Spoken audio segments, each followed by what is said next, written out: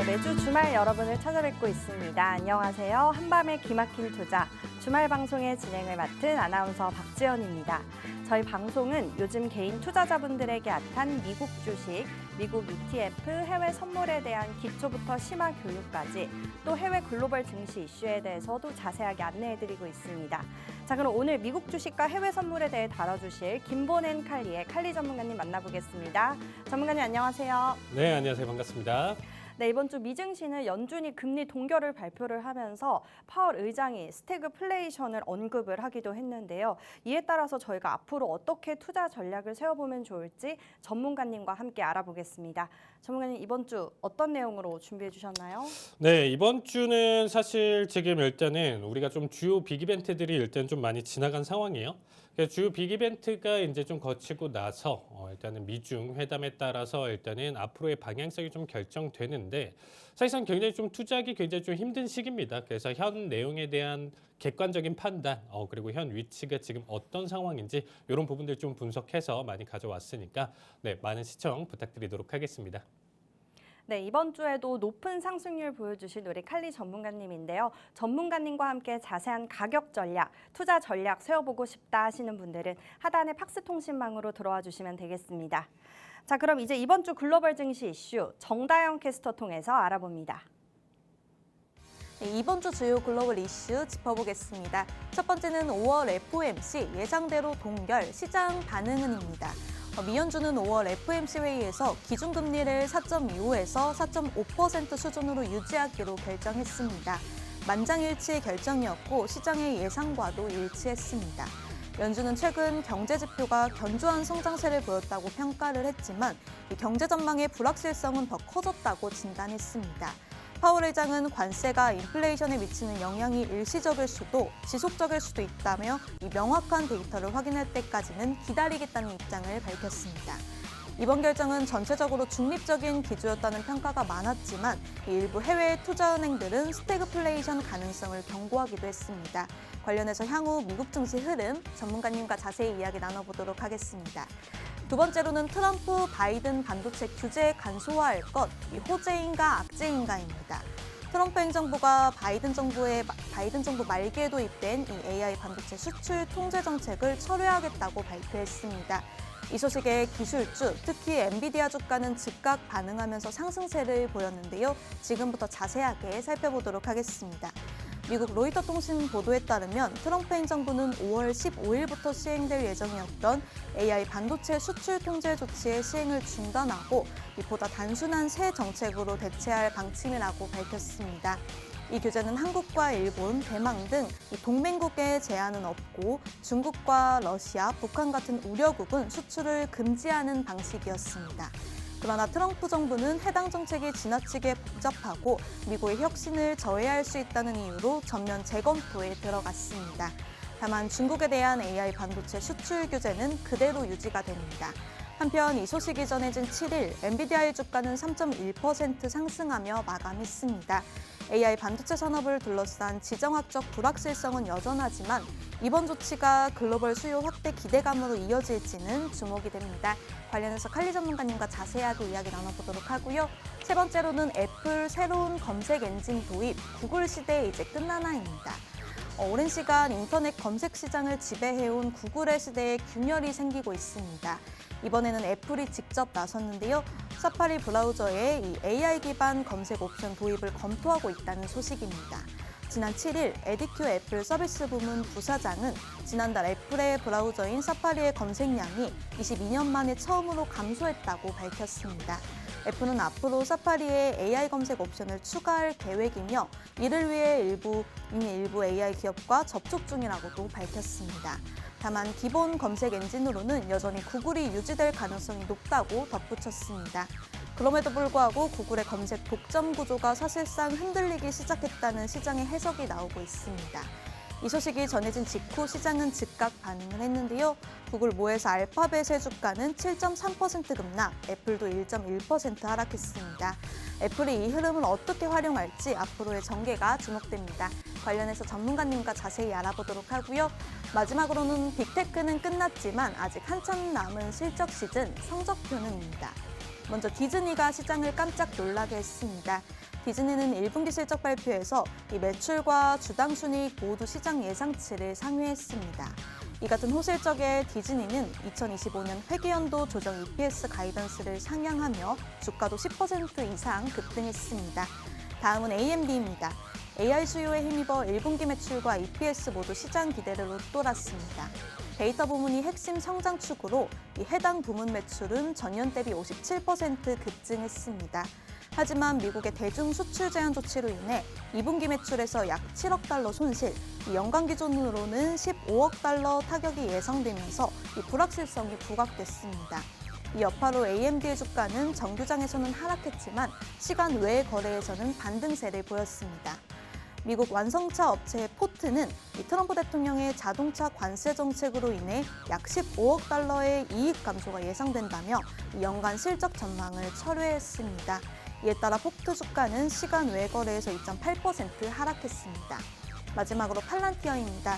1분기 매출과 EPS 모두 시장 예상치를 상회했고 연간 가이던스도 상향 조정했지만 주가는 장외 거래에서 9% 가까이 폭락했습니다. 문제는 지나치게 높은 밸류에이션인데요. 그럼에도 일부 전문가들은 이 팔란티어는 AI 플랫폼으로서의 위상을 확고히 하고 있다는 긍정적인 평가를 내놓고 있지만 주가는 여전히 높은 변동성을 보이고 있습니다. 이 외에도 너무나 많은 기업들의 실적 발표들이 남아있는데요. 관련해서 전문가님과 자세히 알아보도록 하겠습니다.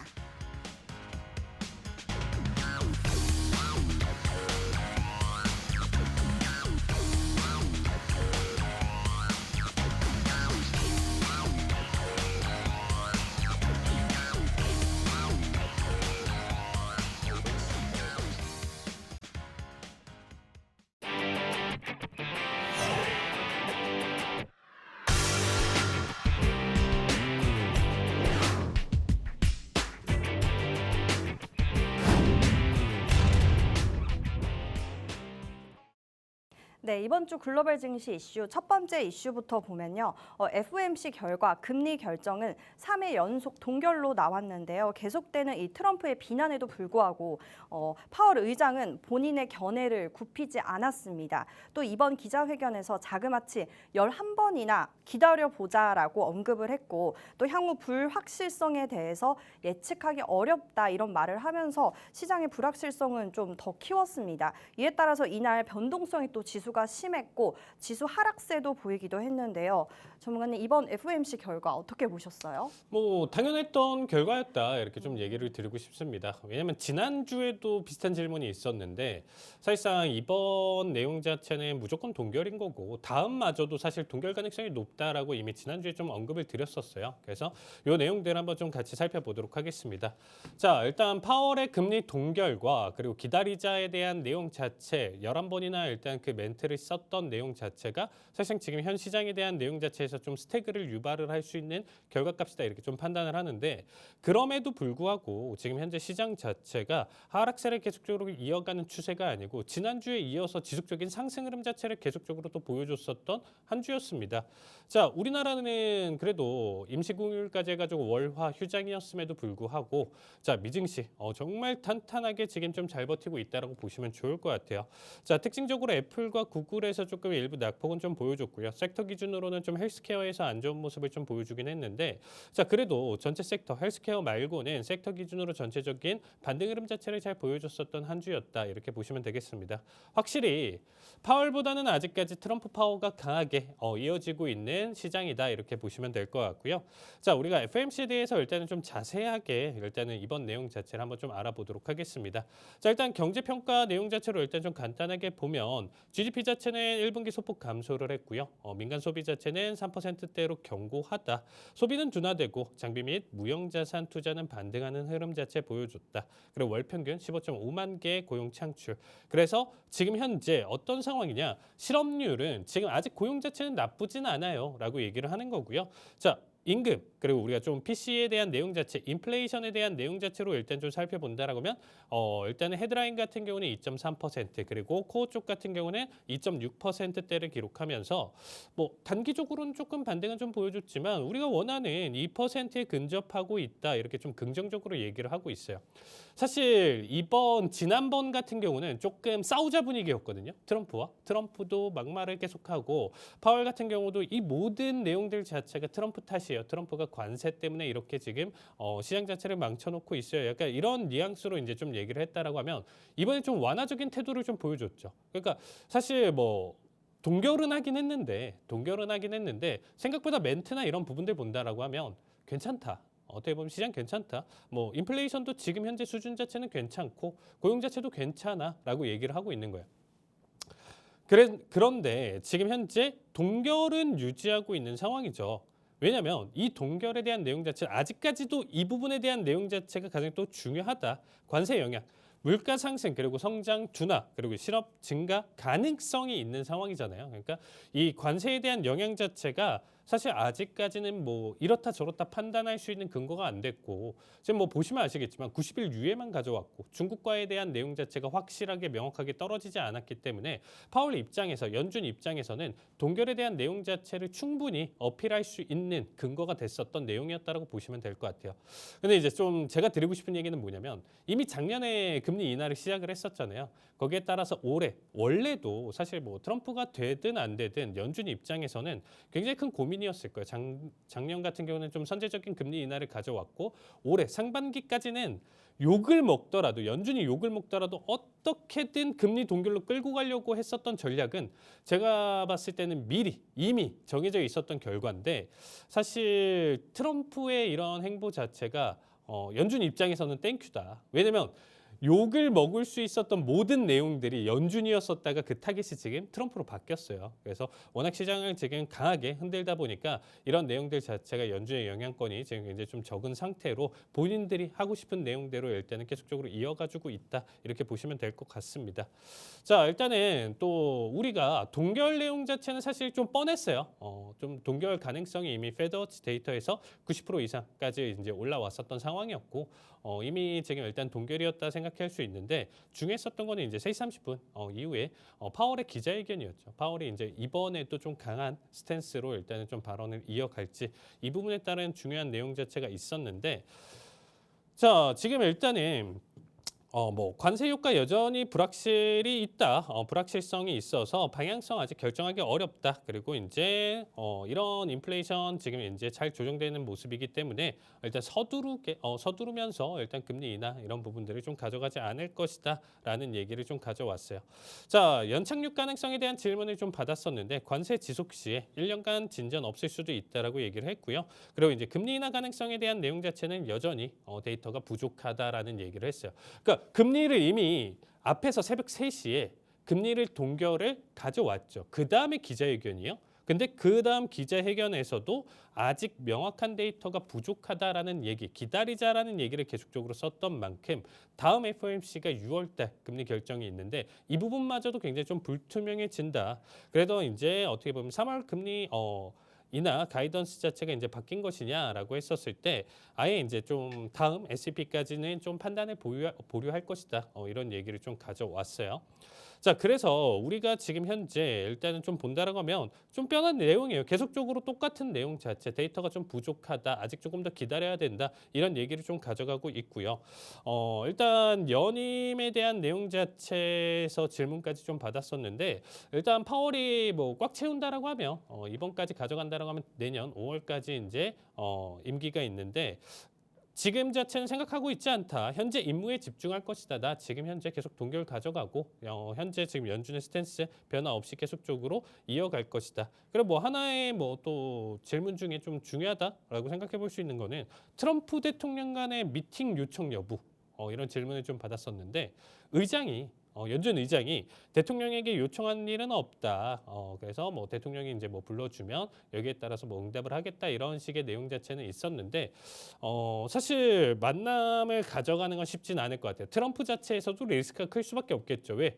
좋은 얘기가 나오지는 않을 거 아니에요. 왜 내가 그렇게까지 어필을 하는데 금리 인하해달라고 하는데 왜 동결을 하고 있냐라고 하면 파월 입장에서도 현재 경제 상황에 대한 내용 자체를 강하게 어필을 할 텐데 동결에 대한 이유를 얘기할 텐데 그 이유 자체가 다 트럼프 탓일 거 아니에요. 그래서 그 내용 자체가 긍정적이지는 않기 때문에 이 지금 상황 자체는 사실상 좀 미팅이나 이런 부분들은 좀 뜬구름 잡는 내용일 수도 있다 이렇게 보시면 될 것 같습니다. 자, 우리가 페드워치 데이터를 한번 좀 볼 수가 있는데 이미 동결을 가져왔고 6월 달 같은 경우는 이제 6월 18일이에요. 6월 18일 날 지금 나와주는데 사실 FOMC 이전에 70%였어요. 동결 가능성이 6월 달엔 70%였다가 이번 파월 기자회견을 가져가면서 82%대로 또 올라왔거든요. 그러니까 무려 12% 올라왔으면 3대 7에서 지금 현재 8대 2 그 이상까지 지금 또 보여주고 있기 때문에 6월마저도 사실 동결일 가능성이 높다라는 거죠. 자, 그러면 도대체 금리 인하는 그럼 안 하는 건가요? 라고 이제 또 질문을 주실 수가 있어요.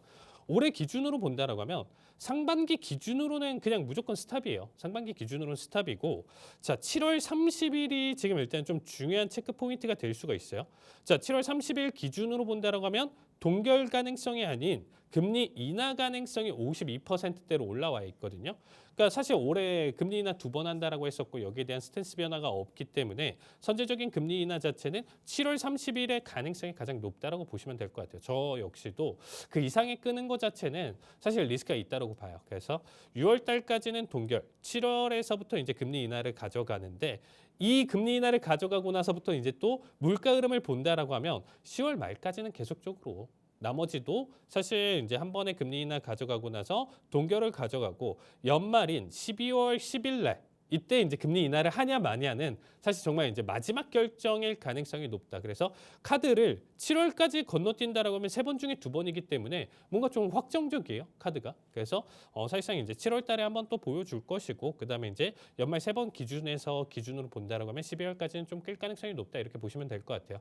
근데 금리 인하가 그렇게까지 중요하지는 않다. 여러분들 이렇게 생각하시면 되겠습니다. 지금은 관세에 대한 내용 자체, 트럼프 입에서 나와주는 말들 이런 부분들 자체가 시장을 그냥 뭐 하루아침에 뭐 5% 이상의 지수 변동성을 가져가고 있다 보니까 저 역시도 확정적으로 이렇다 저렇다 얘기 드릴 수가 없어요. 그래서 이 방송 보시는 분들 같은 경우는 주말 통해서 미중 간의 지금 이제 관세 협상이나 내용 자체가 확실한 데이터로 일단 진전이 있는지부터 판단하는 게 가장 중요할 것 같고요. 다음 주 우리가 좀 바라보는 내용 자체는 미중 간에 대한 내용 자체 이 부분에 따라서 결정될 것이니까 뭐 금리에 대한 내용 자체 이 추세에 대한 관점 내용 자체는 잠시 더 접어두고 우리가 좀 관세에 대한 포커스로 봐주시면 좋을 것 같습니다. 네, FOMC 결과는 사실 다 아는 동결이었죠. 더해서 상반기까지는 동결 가능성이 크다라고 정리를 해주셨고요. 이 금리 동결, 인하보다는 관세 정책에 우리가 집중을 하자라고 정리를 해주셨습니다.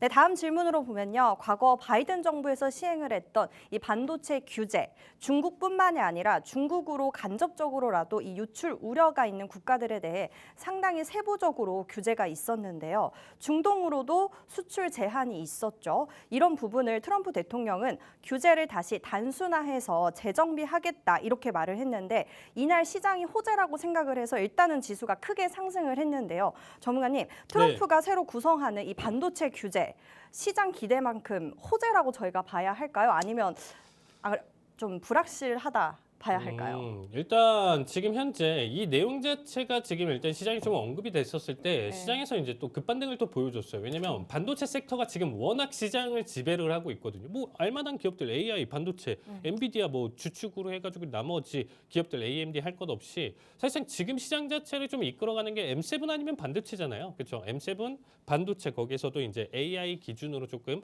탑에 놓여져 있는 기업들 같은 경우가 사실상 지금 현재 시장 자체를 계속적으로 이끌어가고 있다고 보시면 될 것 같아요. 어쨌든 반도체에 대한 반등이 나와줬기 때문에 이 부분에 대해서 일단 좀 긍정적으로 바라본다 이렇게 생각하실 수가 있어요. 자, 근데 이 내용 자체가 우리가 좀 정확하게 알아야 되겠죠. 뭐 사실 완전히 지금 현재 반도체에 대한 내용 자체 규제를 완전히 풀어주고 지금 일단은 뭐 중국에 대한 수출 뭐 이런 부분들까지도 다 풀어주는 거냐 이렇게 생각하실 수 있는데 그게 아니에요. 뭐냐면 바이든 때 일단 가져왔었던 내용들이 보시면 아시겠지만 데이터 기준으로 굉장히 세부적으로 나와져 있죠. 반도체 제조 장비 투자에 대해서 25% 세액 공제, 그리고 연구비 인력 개발에 지금 현재 어떠한 투자 130억 달러 지금 현재 투자에 대한 내용 자체 그리고 세부적으로 22년 10월 같은 경우는 중국의 이제 첨단 노드 14나노 이하에서는 반도체 수출 제한, 그러니까 명확하게 그냥 수출 제한한다가 아니고 모모일 때, 그렇죠? 노드 자체가 지금 얼마 이하인 내용 자체는 안 되고, 또 이제 뭐 중국의 지금 AI 컴퓨팅, 슈퍼컴퓨팅 능력 강화 방지를 위해서 그다음에 어떠한 내용 자체 수출 제한 이런 부분들 자체가 계속 놓여져 있었던 거예요. 즉 25년도 같은 경우는 이제 1월 마지막 기준으로 바이든에서 일단 뭐 사우디 그리고 이제 아랍 그리고 이제 중동 국가들 2단계로 지금 일단은 좀 분류를 했고, 연간 구매 가능 지금 일단 AI 칩 수량 자체를 좀 제한을 했다. 이렇게 좀 세부적으로 나눴는데 아나운서님 보시면 어때요? 그냥 지금 네. 내용들 자체만 보셔도 뭐 이렇게 복잡해? 그냥 단순히 그렇죠. 뭐 알겠어. 규제를 하는 건 알겠는데 뭐 이렇게 세부적으로 복잡하게 해놨지?라고 생각하실 거예요. 네. 그러니까 지금 일단 트럼프가 하는 거는 이 세부적인 내용 자체를 좀 간소화시키겠다. 누구나도 알 수 있게 반도체 어떻게 흘러가는구나. 이렇게 지금 좀 이 규제나 이런 내용 자체를 완전히 다 배제를 시킨다가 아니고 이 내용 자체를 조금 더 어떻게 보면 간소화시킨다. 그 간소화시키는 작업 안에서 본다라고 하면 중동 쪽에서의 지금 일단은 이 2단계에 대한 이런 제한이나 이런 부분들 자체가 좀 완화될 가능성이 있다, 이렇게 보시면 될 것 같아요. 왜냐? 지금 트럼프가 중동 순방 예정이 되어 있잖아요. 그러면 가서 트럼프가 지금 중동에 가서 굳이 어떠한 협상이나 딜을 할 만한 내용 자체가 없죠. 기준으로 본다라고 하면 중동에다가 우리 미국이 지금 대규모 제조업 투자를 할 테니까 니네 이렇게 좀 잘 봐줘라, 이런 내용이 아니고 그냥 오일머니를 어떻게든 또 미국으로 끌어들이기 위한 작업을 할 거 아니에요. 그렇죠? 그래서 지금 미국 입장에서, 트럼프 입장에서 본다라고 하면 중동 쪽이 잘 보여야 되는데 괜히 어설프게 지금 현재 반도체에 대한 제한 내용 자체를 굉장히 복잡하게 끌고 가는 것보다 여기서 조금 완화하면서 중동 쪽에는 더 규제 자체를 좀 풀어주고, 우리 이렇게 했습니다. 중동 국가님들 우리 좀 잘 봐주세요 라고 하겠죠. 거기에 따른 협상이나 내용 자체, 그리고 오일머니의 지금 대규모 투자를 노리기 위한 협상 카드로 쓸 가능성이 높기 때문에 이 부분에 대한 내용 자체는 긍정적으로 여러분들이 좀 봐주시면 좋을 것 같아요. 최근 시장은 어떤 느낌이냐면 계속적으로 지금 현재 트럼프가 한번 충격을 줬었던 내용 대비 기준으로 어떻게든 끌고 가려고 하고 있는 상황이죠. 어떻게든 다시 본인이 끌고 내렸었던 시장 자체를 다시금 끌어올리려는 노력을 정말 많이 하고 있는 시장이에요. 그만큼 단기적인 과대 낙폭 자체를 가져왔었던 시장 자체 지금 현재 이맘때까지 다시 반등을 하면서 급등을 지금 보여주고 있는 시장이에요. 그래서 다시금 이전 수준 레벨 때까지 올려가면서 지난밤에 트럼프가 이런 발언을 했습니다. 트럼프 대통령이 지금 주식 살 때다. 내가 계속적으로 끌어올리겠다, 이 얘기를 하는 거죠. 과연 그 내용 자체로 이끌어갈지는 주말 내용 자체는 좀 살펴볼 필요는 있고요. 저는 일단은 지금 머릿속에 미국과 중국 간의 지금 이 협상 내용 자체가 어떻게 될지에 따라서 완전 시장 판도가 바뀔 수 있어서 이 부분에 대해서 뭐 상승이다, 지금 트럼프가 주식 사라고 해서 사라 마라 이렇게 좀 할 수 있는 부분은 아닌 것 같아요. 그래서 결과값 내용 자체 보고 여러분들이 투자 내용 자체 유념하시면서 봐주시면 좋을 것 같습니다. 네, 이번 트럼프의 반도체 규제 단순화, 시장의 악재보다는 그래도 호재 쪽으로 보는 게 좋을 것 같다라고 정리를 해주셨습니다. 네, 세 번째 질문 보면요. 지금 다른 이슈들에 사실 묻혀 있지만 미국 법정에서는 계속해서 구글의 반독점 조사와 재판이 이어지고 있습니다. 이번 애플 이슈도 그 과정에서 언급이 된 내용인데요. 결국 구글 활동도보다 다른 AI 검색 엔진 사용자가 늘어났다라고 봐야 할 것 같은데, 이에 발맞춰서 애플 또 사파리를 포함해서 추가적인 AI 검색 도구를 도입을 할 것이라고 얘기를 했습니다. 이번 이슈 구글에는 확실히 안 좋아 보이는데요, 전문가님. 장기적으로 그럴까요? 아니면 좀 단기적일까요? 어떻게 사실 보세요? 이거는 좀 예측하기 어려울 수 있다고 생각해요. 네. 뭐 일시적일 가능성도 굉장히 좀 높은 거고요. 뭐 아나운서님 챗GPT 써보셨나요? 네, 써봤어요. 그렇죠. 네. 근데 이게 뭐 생각보다 재밌어요. 뭐 정말 이것까지 알려주네 하는 내용들까지도 있고요. 뭐 네. 정말 사진을 보내면 뭐 사진 안에 있는 뭐 옷이라든지 뭐 가방이라든지 이거 뭐 브랜드 알려줘 하면 그거를 또 찾아가지고 알려줘요. 그런데 뭐 완전히 똑같을 수는 없지만 정말 뭐 이전에 우리가 뭐 표현을 하면 좀 구글링이라는 표현을 많이 하잖아요. 네. 구글링, 뭐 이렇게 검색이나 이런 거를 내가 이제 수준에 맞춰서 이렇게 좀 가져온다. 이 부분 자체가 이제 확실히 좀 챗GPT로 넘어왔다, 이렇게 좀 판단할 수 있는데, 글쎄요, 활용도가 조금 다르지 않나. 그러니까 챗GPT에 대한 사용에 대한 활용도와 기존의 검색도 당연히 해야 되는 부분인 거고 그래서 이 부분이 좀 나눠져 있는데 최근에는 좀 호기심이라든지 그리고 좀 편의성이라든지 이런 부분들 때문에 조금 더 이쪽 이제 뭐 AI 검색 엔진에 대한 내용 자체 선호도가 조금 더 증가했다. 거기에 따라서 지금 일단은 구글 검색 엔진 의존도가 줄고 있다. 이 부분은 있는데 단기적이지 않을까, 단발적이지 않을까라는 생각이 들고 있어요. 아직까지는 100% 의존도로 이제 구글링 배제를 해 그냥 무조건적으로 챗GPT만 써야 돼 이렇게 가져가기에는 사실 좀 무리수가 있다라고 생각을 하고 있습니다. 그래서 제 기준으로는 사실 굉장히 좀 좋았어요. 제가 이제 야간 라이브 방송을 통해서 이제 저녁 방송을 좀 진행을 하는데 이 부분 때문에 사실 제가 앞에서 좀 손실 봤었던 내용 자체를 수익 전환을 했었거든요.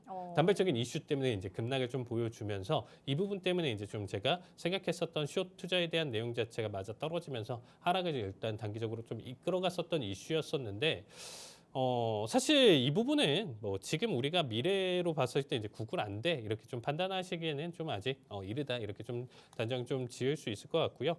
사실 이 부분 때문에 주가가 무려 7.5%나 급락을 보여줬고 거기에 따른 지금 또 다시 스물스물 반등을 좀 가져와서 일시적인 해프닝이었다 이렇게 좀 억지로 끌어내렸어야 되는데 좀 이슈를 부각시키면서 단기적인 좀 낙폭을 이끌어갔었던 희생양이지 않았을까라는 생각이 들고 있습니다. 조금 더 우리가 좀 이 부분 자체는 좀 데이터가 필요하다라는 얘기를 좀 드리고 싶어요. 그래서 구글 같은 경우는 지금 현재 최근에 뭐 주가 흐름이나 내용 자체가 일단은 좀 다른 M7의 기업 대비 기준으로 좀 안 좋긴 합니다. 일단은 나머지 기업들 같은 경우는 최근에 반등 힘 자체가 많이 올라와주는 형태를 좀 보여주는데 구글 같은 경우는 여기서 좀 많이 힘을 못 받아주고 있는 상황이에요. 그래서 조정이나 내용 자체는 조금 더 받아줄 수 있는 부분이고요. 그 부분에 대한 지금 내용 자체가 주요 이슈 방금 얘기 드렸었던 AI 검색 엔진에 따른 점유율 이 부분으로 지금 하락을 좀 예측하기는 좀 힘들다.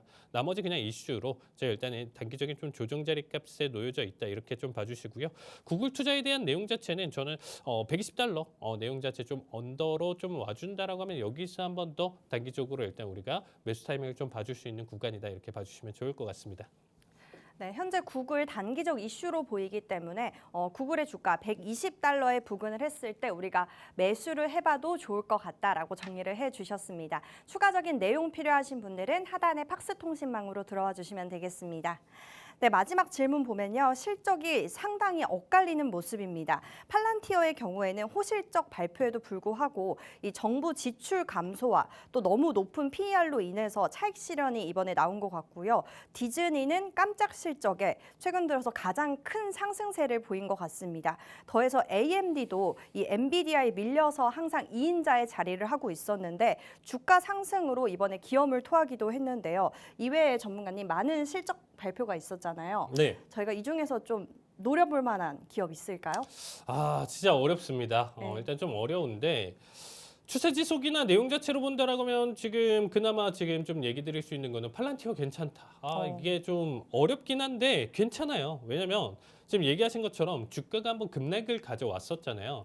왜냐면 호실적임에도 불구하고 지금 낙폭을 가져갔었던 거는 지금 현재 고평가가 되어 있다 이런 판단으로 차익 실현으로 일단 단기적인 낙폭을 보여줬는데 자 팔란티어 매출이나 내용 자체 전반적으로 계속적으로 성장하는 모습 계속적으로 보여주고 있죠. 지금 일단은 뭐 전체적으로 뭐 지금 일단은 제가 뭐 코멘트를 안 드려도 지금 퍼센트만 놓고 본다라고 하더라도 각각의 뭐 총 계약 금액, 뭐 잔여 계약 가치 이런 부분들 자체가 전년 대비 기준으로 180%, 30%뭐 말할 필요가 없죠. 미국 상업 매출 자체도 68%나 전년 대비 상승 흐름 자체를 보여주고 있는 상황이라서 팔란티의 실적 자체에서는 표현은 그렇지만 좀 깔 게 없다. 우리가 뭐 여기에 대해서 지적할 만한 내용 자체는 없다 이렇게 좀 얘기를 드리는데 보시면 아시겠지만 그럼에도 실적 어닝 서프라이즈를 보여줬음에도 불구하고 무려 12% 넘는 하락을 보여줬었습니다. 갭락 보여주면서 낙폭 자체를 크게 보여줬었는데 지금 보세요.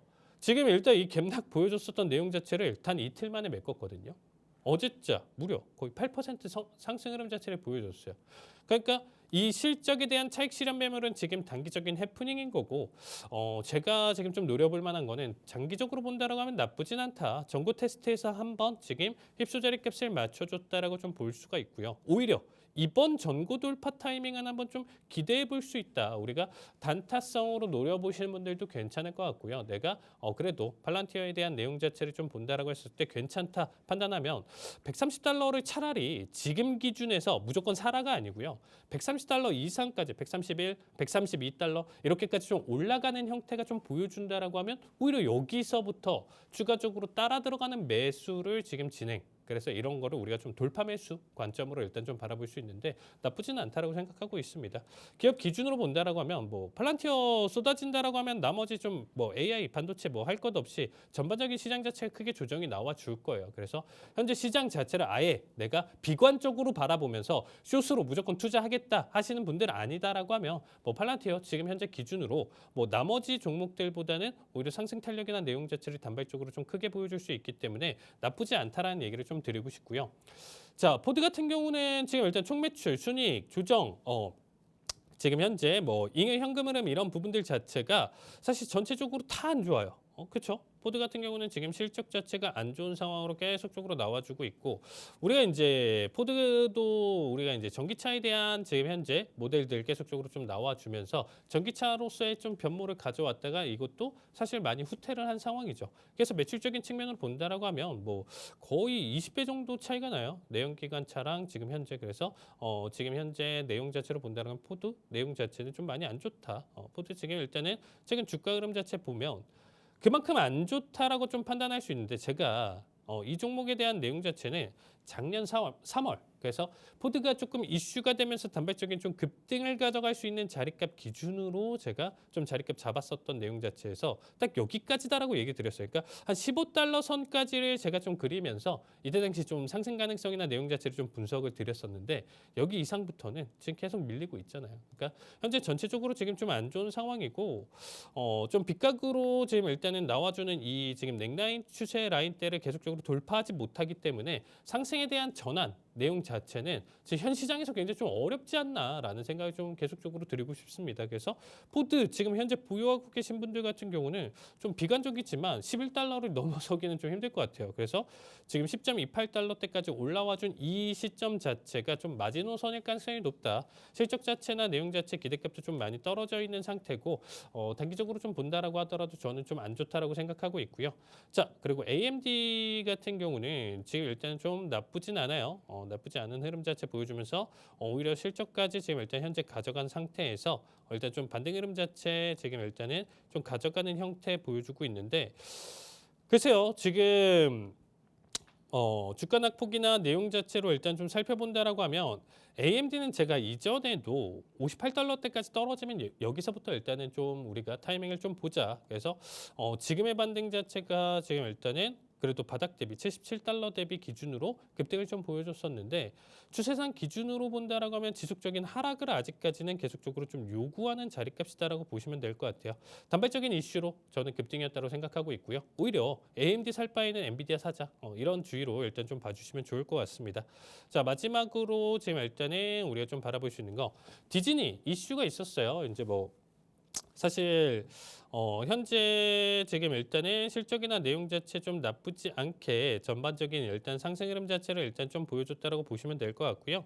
자, 디즈니 같은 경우도 최근에 오히려 이제 이 실적 발표 이후서부터 이렇게까지 급등하는 거는 아마 많이 못 보셨을 겁니다. 일단은 실적 발표도 지금 서프라이즈를 좀 보여줬고요. 최근에 좀 급등했었던 결과도 지금 일단 10% 넘는 상승 흐름 자체를 보여주면서 거기에 따라서 일단 하락 변동성 없이 그냥 지금 갭까지 계속적으로 띄워주면서 어제자 장마감까지도 거의 3%대 가까이 좀 보여줬는데 현재 자리값 기준으로 본다라고 하면 지금 다시금 단발적으로 126달러대까지는 좀 열려 있다. 그래서 이 구간대 계속적으로 박스를 쳤었던 결과만큼 이전의 전고점까지 지금 탈환할 가능성이 높기 때문에 우리가 좀 단발적으로 본다라고 하면 디즈니는 지금도 늦진 않았다고 생각하고 있어요. 오히려 지금의 호재성 내용 자체를 좀 바탕으로 해서 126달러대까지는 매수 관점 지켜보시면 좋을 것 같습니다. 네, 이번에 호실적이 나왔던 팔란티어와 디즈니 두 종목 집어주셨습니다. 정확한 매수 매도 타점 필요하신 분들 하단의 팍스 통신망으로 들어와 주시면 되겠습니다. 네, 이어서 이번 시간은요. 해외 주식에 관심은 많은데 너무 어려워서 시작을 못 하셨거나 아니면 하고 있는데 어렵다고 느끼는 우리 시청자분들을 위한 해외 주식 기초 5분 완성 시간입니다. 그럼 오늘 바로 어떤 주제로 들고 오셨는지 확인해 볼게요. 네, 지난주에 이어서 이번 주도 일단 소액 섹터 파헤치기를 가져왔는데 지난주에는 이제 청정에너지랑 재생에너지 섹터에 대한 내용 자체를 간단하게 좀 언급드렸습니다. 자, 이번에는 전기차랑 배터리 사업에 대한 내용 자체를 가져왔는데 자, 지난주 방송을 한번 이제 우리가 이제 너튜브에 이제 있으니까 한번 좀 보세요. 제가 청정에너지, 재생에너지 섹터에서 뭘 들고 왔었냐면 정확하게 세 종목을 가져왔었거든요. 안호선생님 혹시 기억하시나요? 지난주에 이제 이런 얘기를 좀 가져왔었는데 네. 퍼스트 솔라랑 그리고 이제 엠페이지 그리고 솔라이트 테크놀로지를 가져왔었는데 네. 지난주에 가져왔어요. 그렇죠? 네네. 지난주에 왜냐면 이게 이제 좀 미중 갈등에 대한 내용 자체가 심화가 된다라고 하면 단발적인 급등이나 내용 자체를 좀 노려볼 수 있다. 그래서 단타성 대응도 괜찮다라고 얘기를 드렸었는데 자, 어제자만 보세요. 어제자만 보시면 솔라이트 23%, 오. 어제 하루만 23%, 엠페이지 12%예요. 근데 솔라이트 같은 경우는 제가 지난주 금요일 날 이 방송을 토대로 얘기를 드렸으니까 그때 당시만 13달러 그리고 뭐 이제 종가 여러분 방송 보는 시점에서 보시면 12달러대 그러면 지금 18달러, 19달러까지 올라왔으니까 무려 40~50% 이상 급등을 했어요. 그러니까 단발적으로 제가 이렇게 좀 가져오는 종목들 자체가 나쁘진 않다라는 거죠. 그러니까 뭐 앞으로도 뭐 무조건 다 이렇게 똑같이 오를 것이냐 이건 아니지만 지금 일단 지난주 내용 자체 아마 눈여겨 보신 분들 같은 경우는 지금에 대한 내용 자체를 좀 본다라고 하면 좀 단발적으로 한번 조금 들어가 볼까 하셨던 분들은 수익 자체 한번 단발적으로 잘 보셨을 거라고 생각하고 있습니다. 자, 거기에 따라서 일단 전기차 내용 자체 뭐 할 말 없죠. 근데 지금 최근에 지속적으로 좀 후퇴를 하고 있어요. 그래서 앞에서 일단 뭐 포드에 대한 내용 자체 좀 부정적으로 좀 얘기를 드렸었는데 자, 일단은 우리가 일렉트릭 비클 그렇죠? 전기차 보조금에 대한 후퇴. 그래서 트럼프 행정명령으로 좀 후퇴를 하면서 자, 테슬라부터 보신다라고 하면 지금 현재 300선과 200선에서 제 횡보 장세를 보여주고 있는데 긍정적이진 않아요. 오히려 제가 테슬라는 이전부터 계속적으로 얘기를 드리지만 180달러대까지 좀 기다리자. 그래서 오히려 낙폭이 나와줬을 땐 한 번 정도 타이밍 그간에 지금 일단 후퇴를 좀 많이 했었기 때문에 여기에 따른 내용 자체에서 하락 자체를 좀 보여줄 수 있고요. 그 외적으로 우리가 리비안 같은 경우 그리고 루시드 같은 경우도 지금 일단은 주가 낙폭이나 내용 자체를 크게 보여줬었는데 리비안이랑 차라리 루시드 같은 경우는 정말 전기차 이슈가 강하게 나왔을 때만 단발적으로 보시고요. 우리가 중장기 투자로 본다라고 하면 나머지 다 배제하시고 테슬라 쪽에서 일단 좀 타이밍을 좀 보시는 게 좋다라는 얘기를 좀 드리고 싶습니다. 이전에 제가 좀 손절을 했었던 종목 중에 하나가 이제 이 차지 포인트라는 종목이에요. 차지 포인트라는 종목인데 사실 좀 아쉽죠. 주가 흐름 자체가 지금 0.6달러대까지 내려왔는데 이 종목은 과감하게 사셔라라는 얘기를 절대 못 드릴 것 같아요. 그래서 차지 포인트에 대한 이슈 내용 자체를 아시는 분들 같은 경우는 아마 이전에 저도 역시 이 내용 자체는 좀 손절로 일단 좀 마무리를 봤었던 종목인데 지속적으로 지금 좀 하락을 계속적으로 가져가다 보니까 전기차 이슈에서는 지금 조금 좋지는 않다라는 얘기를 드리고 싶습니다. 자, 플러그 파워까지도 지금 일단은 주가 자체가 이전에 5달러 이상 때까지 올라왔었던 것 대비 0.8달러대까지 떨어지고 있거든요. 그래서 얘네의 타이밍 자체는 언제냐라고 했을 때 플러그 파워랑 특히나 이제 차지 포인트 같은 경우는 지금은 절대 사시면 안 되고요. 테슬라 자체가 정말 20%대까지 급등까지 하루아침에 왔다. 거기서부터 타이밍적인 반등 흐름 자체가 나왔을 때 그때 타이밍을 보셔야 돼요. 그래서 당장 다음 주에 제가 이거 맞죠라고 절대 얘기는 드리진 않을게요. 그래서 이 종목들 우리가 전기차에 대한 소외 섹터 일단 관심 종목으로 두시고 우리가 항상 보는 게 아니에요. 타이밍이 나왔을 때 보시면 됩니다. 그래서 그 타이밍 잘 모르시겠다 하시는 분들은 저희 QR코드로 참여해 주시면 제가 정확하게 타이밍, 내용 자체, 자리값 그리고 이제 우리가 진입, 손절에 대한 내용 자체도 자세하게 좀 설명드릴 테니까 QR로 많은 참여 부탁드리도록 하겠습니다. 네, 지난주 이 시간에 친환경 섹터 눈여겨보자라고 해주시면서 종목 집어주신 종목들이 간밤에 급등한 종목이 있었습니다. 이번 시간에도 소외 섹터 중에서 전기차 섹터 짚어주셨습니다. 정확한 종목명 그리고 매수 매도 타점 필요하신 분들은 하단의 팍스 통신망으로 들어와 주시면 되겠습니다. 네, 그럼 이제 다음 주 글로벌 증시 이슈 정다영 캐스터 통해서 알아봅니다. 네, 다음 주 주요 글로벌 이슈 짚어보겠습니다. 첫 번째로는 주요 핵심 일정 짚어보도록 하겠습니다. 먼저 미국에서는 CPI와 PPI, 소매 판매 등 시장을 흔들 수 있는 이 물가와 소비 관련 지표들이 한꺼번에 발표가 됩니다. 5월 14일 화요일 밤 9시 30분 4월 CPI가 발표됩니다. 전년 대비 2.4% 상승이 예측되면서 근원 CPI는 전년 대비 2.8% 상승할 것으로 예상됩니다. 이어서 5월 15일 목요일 밤 9시 30분 4월 PPI와 소매 판매 지표가 함께 발표됩니다. 소매 판매는 전월 대비 1.4% 증가가 예상되면서 근원 PPI는 0.1% 감소로 디스인플레이션 흐름이 나타날지가 관건입니다. 글로벌 측면에서는 다음 일정이 눈에 띄는데요. 15일 수요일 오후 6시 유로존 1분기 GDP가 발표됩니다. 전분기 대비 0.4%, 전년 대비 1.2% 성장이 전망되고요. 다음으로 16일 금요일 오전 8시 50분 일본 1분기 GDP가 공개됩니다. 전년 대비 2.2% 성장, 전분기 대비 0.6% 성장이 예측되면서 일본은행 금리 정상화 기대에도 영향을 줄 수 있습니다. 이번 주는 물가와 소비, 성장, 심리까지 이 주요 지표들이 다 함께 쏟아지는 한 주입니다. 특히 미국 CPI와 소매 판매는 연준의 향후 금리 방향성을 좌우할 수 있으니까요. 관련 발표 직후 주의 깊게 보시면 좋을 것 같습니다. 다음으로는 월마트, 텐센트 등 글로벌 주요 기업 실적 발표 일정입니다. 네, 다음 주는 먼저 월요일에는 에너지와 리츠, 미디어, 금융 중심의 실적 발표가 이어집니다. 브라질 국영 에너지 기업인 페트로브라스가 이 분당 순이익 22억 달러 이상을 예고하면서 유가 흐름과 브라질 정부 배당 정책이 시장 관심사입니다. 화요일에는 아시아 남미 성장주와 보험통신 대기업들이 포진해 있습니다. 중국 JD.com은 리테일 경기 둔화 속 마진 방어 여부가 관건이고 소프트뱅크는 비전 펀드 성과와 AI 투자 현황이 핵심입니다. 수요일에는 시가총액 500조 원 규모의 중국 빅테크 텐센트가 실적을 발표합니다. 게임, 클라우드, 매출 흐름이 주목되면서 이 규제의 영향 완화 여부도 체크할 포인트가 되겠습니다. 그리고 이번 주 하이라이트는 목요일인데요. 글로벌 소매 절대 강자 월마트가 1분기 실적을 공개합니다. 매출은 1,656억 달러가 예상되면서 이 할인 마케팅 효과와 이 전자상거래 성과가 관심입니다. 이번 주는 글로벌 경기 민감주부터 소비재와 빅테크까지 이 주요 기업들이 총 출동하는 이 실적 주간입니다. 특히 월마트, 알리바바 등은 시장 정반의 소비 흐름과 이 투자 심리를 가늠할 수 있는 핵심 종목입니다. 이 외에도 너무나 많은 기업들이 있는데요. 이 중에 주목할 만한 기업들은 어떤 것들이 있는지 칼리 전문가님과 알아보도록 하겠습니다.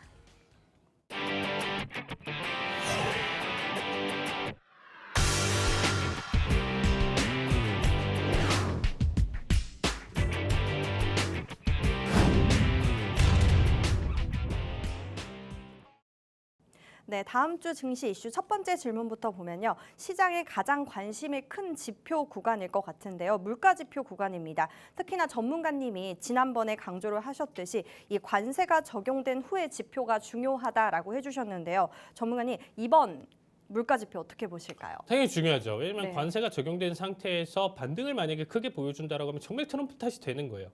트럼프 대통령 탓이 되고 연준은 거기에 따라서 더 동결에 대한 내용 자체 금리 인하가 딜레이가 될 수밖에 없는 구조죠. 그래서 사실 지금의 포커스 자체는 고용보다는 당연히 물가 쪽으로 여러분들이 봐주시면 될 것 같고요. 물가 지표에 대한 내용 자체는 사실 PC가 연준이 보는 주요 지표인데 CPI를 왜 더 크게 변동성 시장에서 더 느끼냐면 CPI랑 PPI에 대한 데이터, 세부 데이터를 보고 나서 PC가 나와요. 어떻게 보면 거기에 대한 예상치가 변하지는 않기 때문에 CPI에 대한 내용 자체에서 큰 반등. 우리가 이미 지금 10%가 이미 지금 잡혀있는 상태에서의 첫 내용이고 만약에 이번 주말 중국과의 이슈에서 만약에 중국 내용 자체에서 사실 관세를 조금 더 낮출 수 있다라고 했었는데 거의 뭐 흐지부지가 된다라고 하면 이 타격은 더 클 수밖에 없겠죠. 10%인데 이만큼 급등돼? 그럼 145% 계속적으로 적용되는 중국 때문에 이 리스크는 얼마나 커질 거야라는 우려 때문에 시장이 굉장히 크게 폭락을 할 수가 있다라는 겁니다. 그래서 다음 주 같은 경우는 좀 더 조심스럽게 봐주실 필요가 있고요. 오히려 최근 급등을 워낙 크게 가져갔었기 때문에 오히려 드라마틱한 조정까지도 나와줄 수 있기 때문에 물가 지표 중요하게 봐주시면 좋을 것 같습니다. 네, 이번에 나오는 물가 지표 중요하게 바라보고 우리가 투자 전략을 세워보자라고 해주셨습니다. 두 번째 질문 보면요. 빅테크가 끝났지만 여전히 시장 영향력이 강한 기업들의 실적 발표를 앞두고 있습니다. 이 과거에는 시장이 불안할 때 빅테크가 아님에도 지수를 크게 변동시켰던 종목들이 있었는데요. 제 기억에는 뭐 페덱스발 여파도 있었고 비자, 델타항공도 이 중에 있었는데 전문가님 이번 주에 또 다음 주에 발표되는 기업들 저희가 좀 어떻게 눈여겨보면 좋을까요? 네, 일단 좀 간단하게 좀 설명드리면요. 일단 우리가 좀 바라본다라고 했었을 때 이제 기대되는 기업들 같은 경우는 이제 폭스 코퍼레이션. 이 기업 같은 경우는 이제 친트럼프적인 성향이 강한 언론사라고 보시면 될 것 같아요. 그래서 트럼프 관련주에 대한 내용 자체를 수혜를 받을 수 있을 것이냐 이런 부분들로 여러분들이 좀 봐주시면 될 것 같고요. 워낙 최근에 트럼프 성향 자체가 그래도 시장 친화적이기 때문에 나름 긍정적으로 일단 좀 바뀔 가능성은 있다고 보시면 될 것 같습니다. 그 이제 뭐 SE 같은 경우는 이제 CA 리미티드인데 동남아의 이제 아마존.